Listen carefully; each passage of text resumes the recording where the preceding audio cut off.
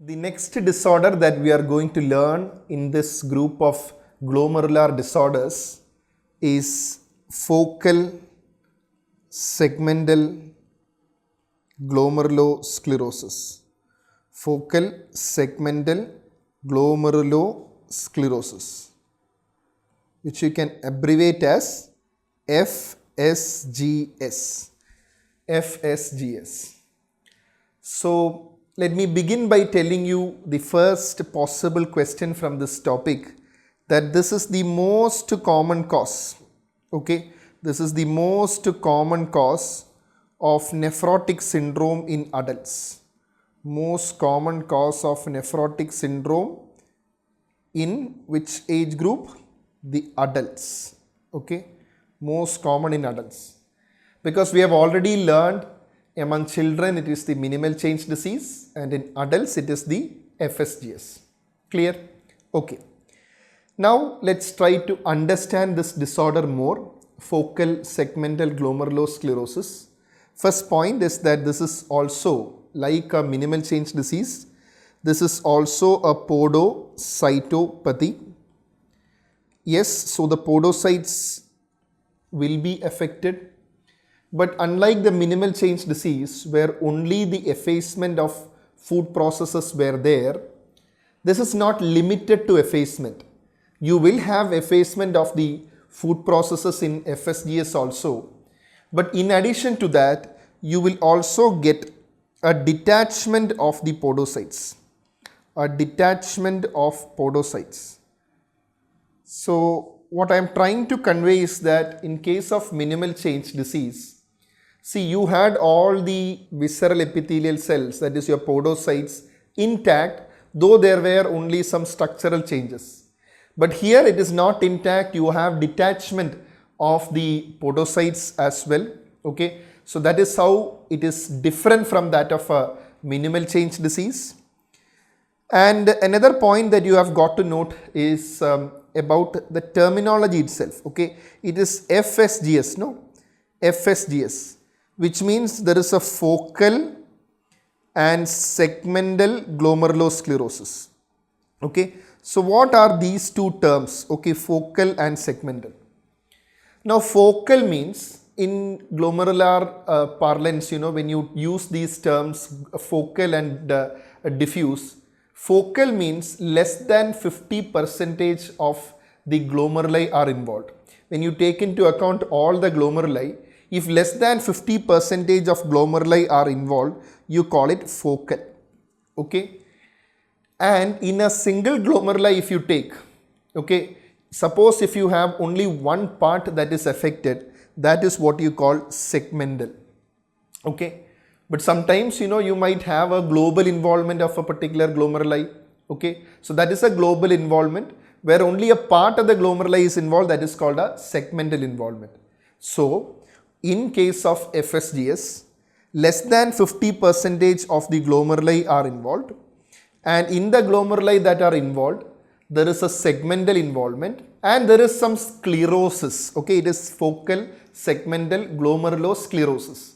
So there is some scarring also happening. Okay, now I'll just show you one picture from Harrison, which is a simplistic model of the changes that happen in case of FSGS. So you can see the efferent arteriole. So it is very obvious that there is a detachment of the cells. Okay, what is the cell? The podocyte. So from the basement membrane, these cells become detached. Okay, that is very clear. And sometimes, you can have a collapse of the glomeruli in certain instances. And in some cases, you can also have the proliferation of the subepithelial cells. Okay, so these are the pathologic changes that happens in case of FSGS. So what happens is that between the glomerular capillary endothelium and the Bowman's capsule, you will have some sort of sclerosis, and especially in this particular region. Okay, this particular region between the epithelium, okay, and your podocytes, you can have some sort of a sclerosis happening there. Okay, so that point also you have got to keep in mind. Okay, Alright, so you understood what basically happens in case of a FSGS, okay, focal segmental glomerulosclerosis. Now next point that you have got to understand is FSGS can be classified into two. Okay, you can classify FSGS into two. You may have a primary FSGS as well as there may be a secondary FSGS. Now for your exams, you have got to know what are the possible etiologies of a secondary FSGS, because it can be asked as a multiple choice question. So you have got to be very thorough. It's in fact a long list, but at least the list that is given in Harrison, you should be very thorough with. So just let's have a quick look at the FSGS classification. Okay, you see there are two subtypes, your primary focal segmental glomerulosclerosis and the secondary focal segmental glomerulosclerosis. And what are the etiologies of a secondary cause? First of all, it can be due to viruses, okay, certain infections. The most important ones are HIV as well as parvovirus, okay, parvovirus B19, okay, very important. These two are the most important infections. You may also have hepatitis B infection, okay. Then you can have hypertensive nephropathy, reflex nephropathy, all contributing, cholesterol emboli, and then drugs, very important. See, this viruses have been previously asked as a question in one of the exams, and similarly drugs are also very important. So drugs, you have heroin, you have analgesics, bisphosphonates, ecstasy, and a couple of more drugs that you should definitely know. One is your sirolimus, and in the bisphosphonates, the most important one is the pamidronate, okay, pamidronate, and also you can even have interferon that is causing secondary FSGS, very important, okay. Then another condition that is known as oligomeganephronia. It is a condition in which you have a reduction in the nephron number and the remaining nephrons, and they are actually hypertrophied.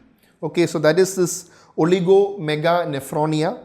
Renal dysgenesis, Alport syndrome, sickle cell anemia, lymphoma, radiation nephritis, all are important options, because you may get a question with a question like this: which of the following is not a cause for a secondary FSGS? So you can expect Alports, all these in the options. So, and another last very important point is that, see, I told you this FSGS is also a podocytopathy. So you can have certain familial forms of FSGS, and familial forms of FSGS, for your exam you have got to know regarding a few important genetic mutations, especially these two, the nephrin and podosin. But please keep in mind the TRPC6 as well as the actinin mutation as well sometimes can be asked. You can also have alpha galactosidase deficiency and also N-acetyl uramic acid hydroxylase deficiency. These are also possible genetic causes, okay, of familial FSGS, okay. So this is again, this table is very important, has been previously asked, especially there has been a question on this heroin also, okay. They have asked a question, which of the following is associated with secondary FSGS, and the answer was heroin. So you can expect this as a question for your exam. Learn this table very well, okay. Alright, so we have learned regarding primary FSGS as well as secondary FSGS, okay. Now let me tell you a couple of more important points. See, FSGS has certain morphological variants, okay, certain morphological variants. Now what do I mean by these morphological variants of FSGS? First of all, I am going to show you the normal light microscopic appearance of a glomerulus in case of FSGS, and then we will see about the variants, okay. These are very important. First of all, let's see regarding the FSGS, the classical variant, okay. This is known as the FSGS classical variant. FSGS classical variant. So FSGS classical variant is also known by another terminology, FSGS not otherwise specified. Okay, not otherwise specified. Okay, this is actually the commonest type, the classical variety. So in case of your FSGS classical variant, what happens is that, okay, in FSGS, now you carefully observe, you remember the term that I told you, focal segmental glomerulosclerosis. So less than 50% of the glomeruli are involved, and in the glomeruli that are involved, is the whole glomerulus that is involved? No, only a segment that is involved. And I think you are able to clearly appreciate that this particular segment of the glomerulus is involved. Okay, so that particular glomerulus portion is involved. There is some sclerosis, and I'll just highlight this particular area which I am highlighting. You are able to see lots of sclerosis, and remember I told you, because of this you can have some sort of adhesions developing between the glomeruli as well as the parietal epithelium of the Bowman's capsule as well. So keep that in mind. Okay, so this is called the classical variant of FSGS. Okay, FSGS not otherwise specified. Very clear. All right. Okay. Now in addition to this, there are certain variants of FSGS. And what are the variants of FSGS? You may have a perihilar variant, you may have a collapsing variant, you may have a cellular variant, and also a tip variant. So these are the morphological variants of FSGS. We will just quickly go through the appearance of these variants. Okay, first of all, you see this particular variant. Okay, this is the perihilar variant. Okay, perihilar variant, where you will have the lesion predominantly in the vascular pole of the involving the glomerulus. Okay, that is in the glomerular vascular pole, that is where you will have the lesion in case of the perihilar variant. Okay, and then you have a particular variant that is known as the cellular variant. Cellular variant means, see, the capillaries, no, glomerular capillaries. So whenever there is some proliferation of cells inside the capillary, what term will you give for that? Proliferation inside the capillaries, endocapillary proliferation. So the capillary variant, the cellular variant of the FSGS is one where you will have endocapillary proliferation. Okay, endocapillary proliferation. That is the cellular variant of FSGS. Clear? Okay. Next variant, okay, is known as the collapsing variant. And whenever you hear the word collapsing variant, for your exam, one important disorder or disease that you should think of is HIV. I am not saying that HIV is the only cause for a collapsing variant, but often in your exam, they ask you which morphological variant of FSGS is associated with retroviral infection, and that is the collapsing variant. And what do you get in case of collapsing variant is that, are you able to see that all these glomeruli are actually very much sclerosed? There is a collapse of the glomeruli rather than the sclerosed. The correct word is all the glomeruli are collapsed and retracted. Okay, so there is a collapse and retraction of glomeruli. Okay, collapse and retraction of glomeruli. Then if you ask me, then what are you seeing? Suppose if you are asking me, okay, you are saying that the glomeruli are collapsed. Then what about these structures? Something pinkish is there. So what is that? So it is appearing eosinophilic. What is that? See, whenever you have a collapse of your glomeruli, the overlying podocytes, they will actually undergo hypertrophy, and they may contain certain protein inclusions. So this hypertrophy involving the podocytes is the one that actually creates this eosinophilic appearance outside the collapsed glomeruli. Okay, that is the collapsing variant. And another very important point that you should know is that the collapsing variant of FSGS has a poor prognosis. The collapsing variant of FSGS has a poor prognosis. Clear? Okay, alright. So I think the collapsing variant is actually very clear for you. Now next variant, okay, FSGS is called the tip lesion variant. Tip lesion, what is it?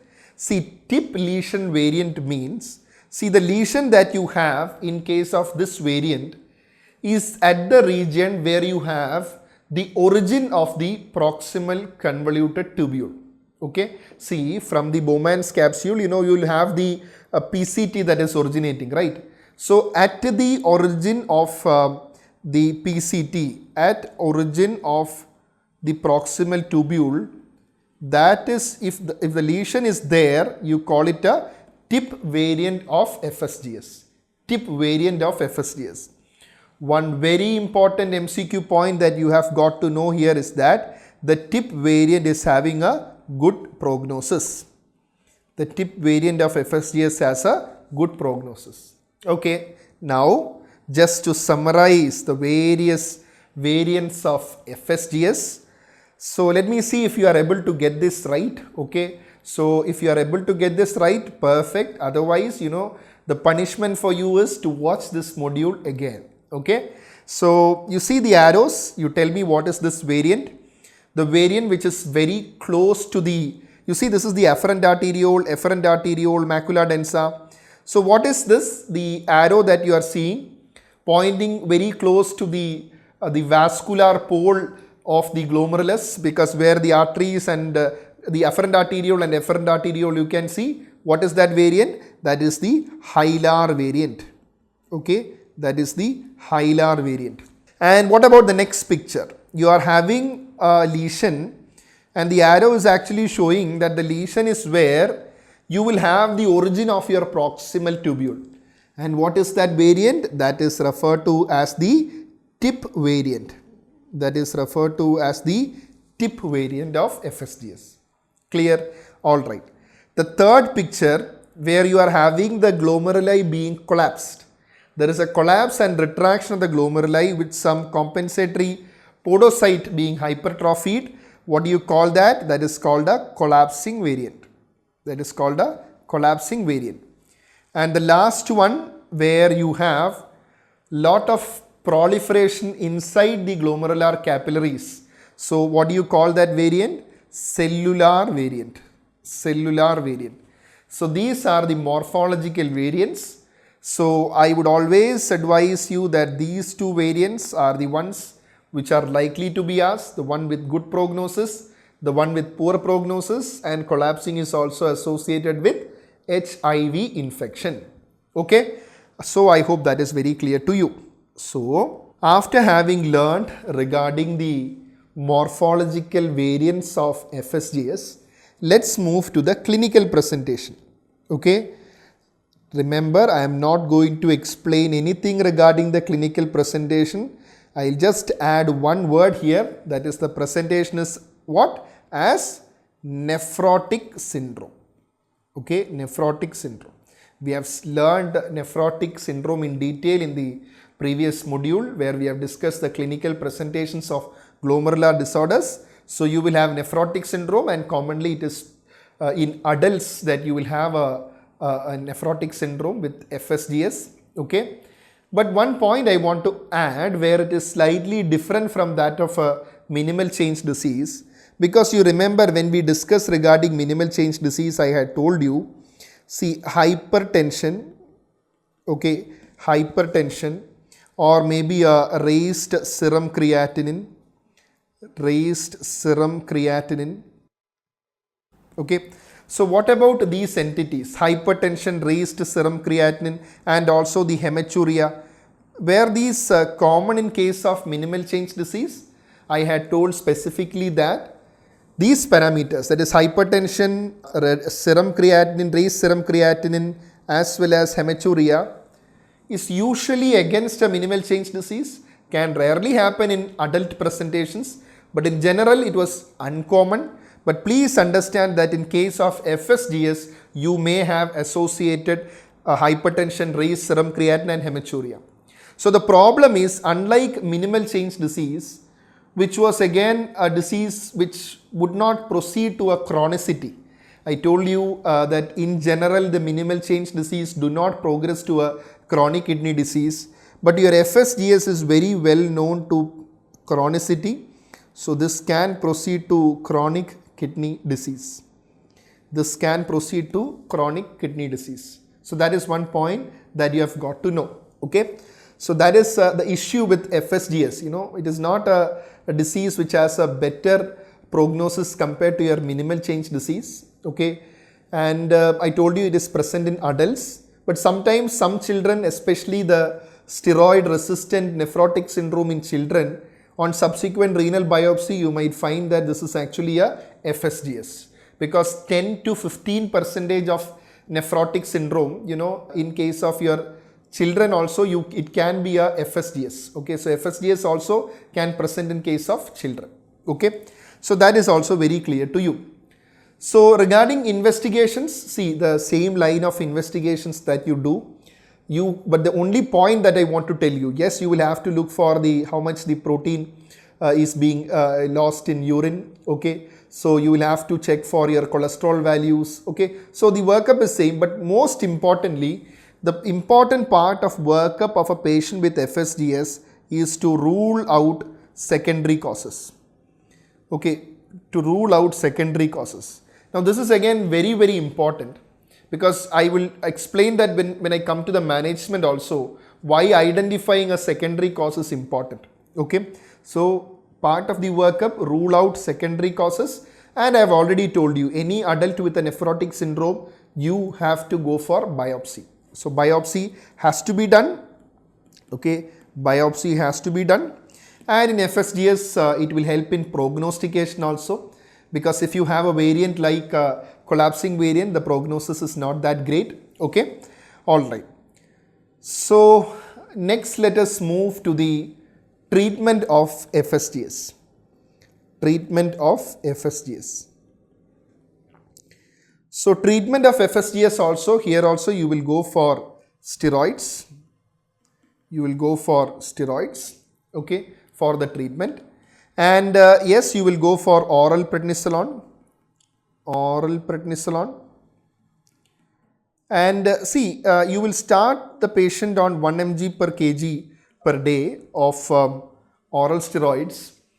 And there is a slight difference between the treatment of FSGS as well as minimal change disease. First of all, let me tell you, this is not as steroid responsive as your minimal change disease. So minimal change disease was very much responsive to steroids, but this is not as steroid responsive, and for remission also it would take time. Okay, so you will have a longer duration of treatment. Remember about the 6+6 regimen that we talked about in case of your minimal change disease. Here, you know, you might have to go for even 6 months. Okay, 6 months means initially you will give the full dose, and then you know you can think of tapering and making it alternate day, and subsequently bringing it down and stopping it within 6 months. But you see here a longer duration of treatment is required. Okay, all right. So, but remember one point, though you treat with steroids, this is actually for the primary FSGS. Okay, this is actually for the primary FSGS. The secondary FSGS, you know, secondary FSGS, you will not go for the steroids. You will not give any immunotherapy in case of a secondary FSGS. Only in a primary FSGS you will go for a immunosuppression. Okay, so that is also very clear. And in addition to steroids, you can also give the patient ACE inhibitors or angiotensin receptor blockers. So how does that help you? So that will actually help to reduce the proteinuria, okay, because I'm sure you would have learned that your ACE inhibitors and ARBs are well known to retard the progression of proteinuria. So you can go for ACE inhibitors and ARBs. And also if there is a hypercholesterolemia in statins also you can go for. Even minimal change disease also, if you have a increased cholesterol level, you can go for statins. Okay. So that also you have got to keep in mind. Okay. So this is how you will treat a case of FSGS. But remember, some cases of FSGS, as I told you, will not respond to steroids. So you can go for alternative agents like cyclosporin. There are also other agents like cyclophosphamide, mycophenolate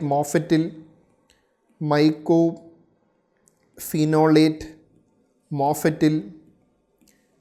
So there are other agents also which have been tried, but again, no definite evidence is there of the how much these are efficacious. Okay, but you can go for them. Okay, cyclosporin, cyclophosphamide and mycophenolate mofetil. So these are the agents that you will use.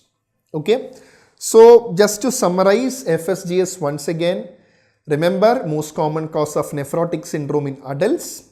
Okay, so and you see about the actual pathology that is happening. Okay, about the podocytes. It's not just a food process effacement, there are other changes also. And what are the morphological variants of FSGS, and clinical presentation, how is it different from a minimal change disease, prognosis wise, how is it different from a minimal change disease, treatment wise, how is it different from a minimal change disease. All these are very important. Okay.